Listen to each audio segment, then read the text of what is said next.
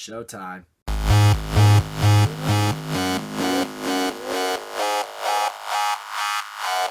So with Incredibles 2 being released in a couple days, it only feels right that I talk about The Incredibles first. So The Incredibles is a Disney and Pixar movie that came out 14 years ago. Damn, I am getting old. I absolutely loved this movie when I first saw it as a kid. I actually rewatched it a couple nights earlier, and guess what? It's just as awesome. What I really appreciate that The Incredibles does is it takes a different route that superheroes normally take. In this case, The Incredibles takes place in a time where superheroes used to be a thing, but they were causing too much trouble, so society just decided that they're better off without superheroes. With that, every superhero was then forced to retire and just live among average citizens. It reminds me a little bit of what went on in Captain America Civil War. You know, it makes you think, it makes you wonder. It's like, yeah, are superheroes doing more bad than they are good? Although in the case with Civil War, they just wanted to contain superheroes. In this case, they just want them gone entirely. But The Incredibles, as it suggests, takes place surrounding the Incredibles family. You have Mr. Incredible. His powers are super strength. He's married to Elastigirl. Her powers are flexibility and stretching. They got married when they were superheroes, and since then, they've settled down. They've had 3 kids, Dash, Violet, and Jack.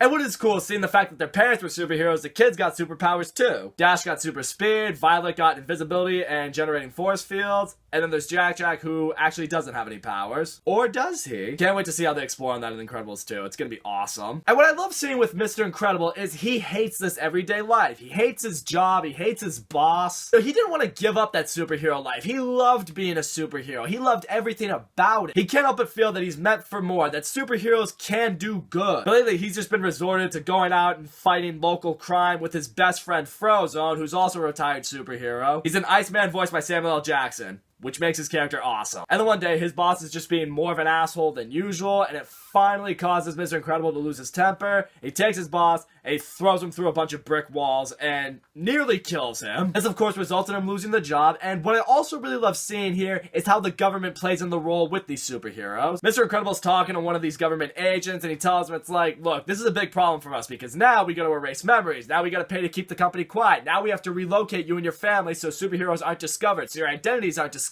I like seeing that sort of business relationship between the government and the superheroes. It was very interesting. But then when he comes home after losing his job, he discovers an envelope from this lady named Mirage with a message saying, hey, we will pay you big money if you come to this island and you do some work for us. Work that only you and your abilities are capable of doing. So of course, without telling his family, he goes to this island and he discovers that the mission is to take down this big Omnidroid that's apparently been causing havoc on the island. You know, they want him to shut it down. What I do love seeing with Mr. Incredible, though, is he's not quite who he once was. I mean, he still has his powers and everything, but now he's rocking the dad bod. Now he's severely out of shape.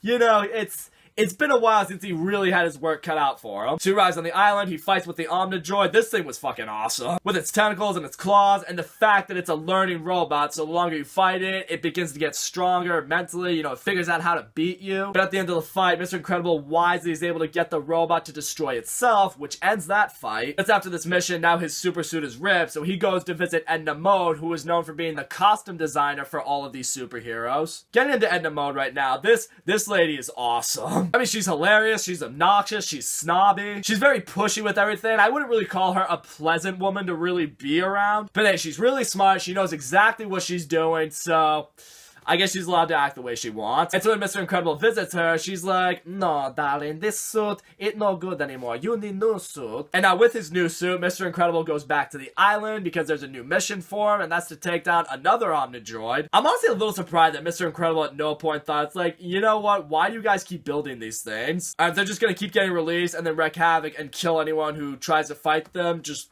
why? But at the same time, I know he doesn't care because he just loves being a superhero again.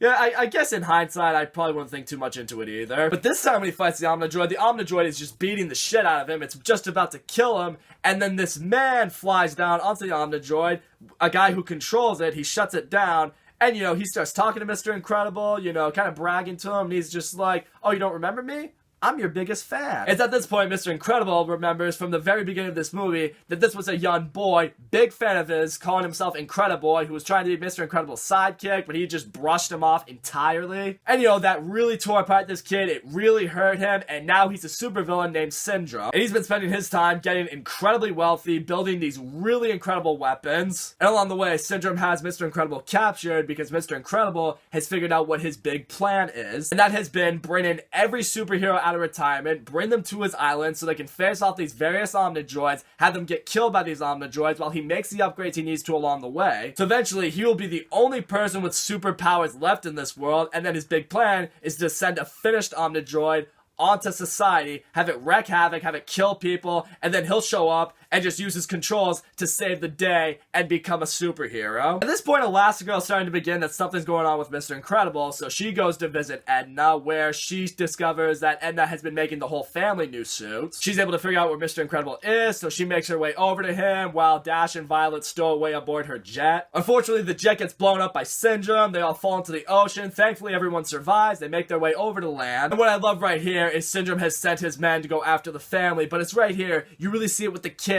You see them finally really use their powers. I mean, they would a little bit here and there, but never to this extent. Violet's learning to use her invisibility to its full effect. She's learned to use her force fields to their full effect. Really, in particular, loved seeing Dash use his powers because you really see the kid that's in him as he's using these powers. He realizes how fast he can run, how fast he can fight. At one point, he is straight up running on water, and the look on his face is just sheer joy. Because in his mind, he's thinking, my mom finally said I could run as fast as I can. Awesome. So soon enough, Elastigirl frees Mr. Incredible, so now the whole family is together. They're fighting off Syndrome's goons, but then Syndrome shows up, captures them all. And now his plan is just leave them there on the island while he goes to execute his plan. But the Incredibles are able to escape with the help of Mirage because she's learned the error of her ways, and she's also realized that Syndrome's kind of an asshole. So she helps get them to society so they can stop Syndrome's big plan, which is actually really, really important now because as Syndrome was fighting the Omnidroid, it realized what Syndrome's remote could do, which was control it, so it knocked away the remote. Now Syndrome's flying away like a pussy. So now the Incredibles show up, they're ready to take on the Omnidroid, and then comes one of the funnier moments in the movie. One of the funnier and most iconic moments. You see Frozone in his apartment, he's getting ready to go out to dinner with his wife, and then he looks out his window, he sees the Omnidroid, he's like, oh shit, I should do something about that. The problem is he can't find his super suit, so he gets into a big argument with his wife over where the super suit is. It's just exactly the way a husband and a wife would argue about something like this. It's so funny because it feels real. Now we get this big final action scene with all these superheroes going up against this Omnidroid. Everyone's doing their part to try to beat it, but again, it's really hard to beat this stupid thing. But soon enough, Mr. Incredible remembers, it's like, hey, the only way this thing can beat it is with itself. So they're able to take one of the damaged claws from the Omnidroid. They're able to use Syndrome's remote to just fire it straight through the Omnidroid, and that's what kills it? Kill's not the right word, because the thing's not technically living. It destroys it. So now the Incredibles, Frozone, they're all labeled and seen as heroes once again. Syndrome's very upset because now his plan didn't work. Unfortunately, it's not all over for the Incredibles yet. As they're making their way home, Elastigirl is listening to messages from the babysitter that was left to watch Jack Jack. And apparently the babysitter thinks that someone was sent to take her place, and they discover that that someone was Syndrome coming to kidnap Jack Jack. But he reveals to the family, it's like, oh, you guys ruined my big plan, something I worked on my whole life. So guess what I'm gonna do? I'm gonna kidnap your baby son, I'm gonna raise him to be a sidekick, and I'm gonna use him to help me come after you again later. But at this point, we discover that Jack Jack does indeed have powers, because as Syndrome's trying to fly away with him, Jack Jack just shapeshifts himself into a bunch of different things. Turns himself into fire, turns himself into steel, becomes a little monster baby that just starts beating the shit out of Syndrome. And eventually just becomes too much for Syndrome, so he's forced to just drop Jack Jack. Elastigirl saves him, and at this point, Mr. Incredible just throws the car into Syndrome's jet, and then because Syndrome is wearing a cape, he gets sucked into the jet turbine, which kills him. Which goes back to what Edna said when she was making Mr. Incredible a new suit, and she was like, nope, you can't wear capes because it's gonna get you killed. And now at the end of the movie, the Incredibles, they're back to living a normal life. You know, Dash has finally gone out for sports, but he's learned to just be the second best so it doesn't draw attention. Violet's not as shy anymore, she's more outgoing with herself, she's able to talk to boys she likes now. At the very end of this movie, this Underminer villain comes joined out of the ground, he makes this big evil speech. At this point, the Incredibles, they all throw on their masks and they get ready to do battle with him. and that's where the movie ends. I'm very interested to see if the Underminer is going to be the villain of Incredibles 2. I'm not sure if he will be. I do hope he makes some kind of appearance. So all in all, The Incredibles is everything you could want in a Pixar movie. The animation is great, the characters are all awesome. Syndrome was a great villain for this movie too. I mean, he was funny, he was arrogant, you could understand his motives to a degree. I mean, he wanted to be a superhero his whole life, and now he's taken an extremely dark and extremely evil approach to finally becoming one. I love the story, I love the unique take it took on superhero. The action was a lot of fun, the musical score was great too. It has one of those very superhero-y scores, which really fit well with this movie. In the end, I really don't have any flaws with The Incredibles. It's one of Pixar's best movies, which is definitely saying something, and I'm hoping that Incredibles 2 can at least be a worthy sequel to it. So that's all I gotta say, guys. Thank you so much for watching my video. Don't forget to leave a comment, like, subscribe, and I will see you all next time.